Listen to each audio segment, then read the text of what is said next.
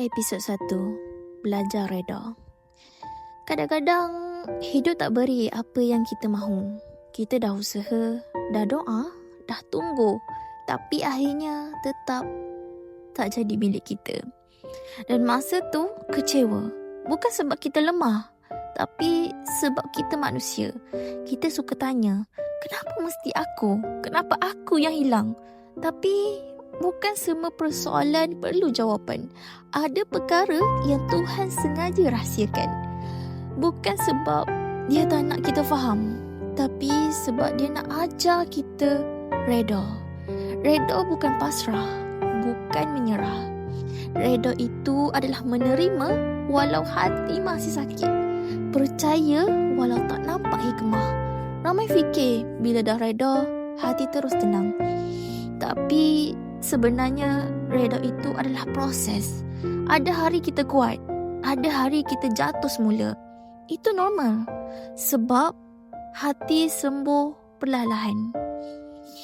Belajar reda ialah perjalanan untuk berhenti bertanya dan mula percaya.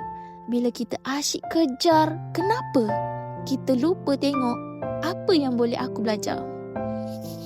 Mungkin kehilangan tu perlindungan. Mungkin penolakan itu penyelamatan. Mungkin yang kita nak tu, kalau Tuhan bagi, akan hancurkan kita tanpa sedar. Bila sesuatu tak jadi, berhentilah berfikir, aku tak cukup baik. Kadang Tuhan tahan sesuatu supaya kita sempat memperbaiki diri. Reda bukanlah bila semua selesai, tapi bila kita mampu tenang walaupun belum selesai.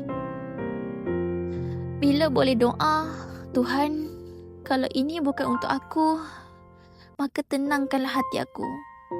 Kita ni cuma manusia. Kita merancang, tapi akhirnya Tuhan yang menentukan. Bila kita reda, kita belajar menyerahkan hidup kita pada Dia. Kita berhenti memaksa, berhenti melawan dan mula percaya. Kalau sesuatu milik kita, takkan terlepas. Kalau bukan, takkan kekal walaupun kita dah genggam sekuat mana pun. Dalam hidup, kita tak boleh ubah semua perkara. Tapi, kita boleh ubah cara menerima. Pilihlah untuk tenang, bukan dendam. Sebab, tenang tu mahal. Datang lepas air mata dan kecewa. Kamu tak perlu kuat setiap masa. Kadang reda hadir dalam diam. Aku penat, tapi aku tetap percaya. Sampai satu tahap, kamu akan faham. Semua yang berlaku ada sebabnya. Yang hilang tak benar-benar hilang. Sebahagiannya Tuhan dah simpan. Dan sebahagiannya Tuhan ganti. Hari ini, lepaskan perlahan. Rasa bersalah, kenangan ataupun penyesalan. Lepaskan satu demi satu. Selagi kamu genggam, kamu takkan tenang. Kamu bukan gagal. Kamu cuma ikut jalan lain yang Tuhan pilihkan. Mungkin nampak sunyi, tapi ada cahaya di hujungnya. Cakap pada diri, aku dah buat yang terbaik. Aku tak sempurna, tapi aku dah cuba.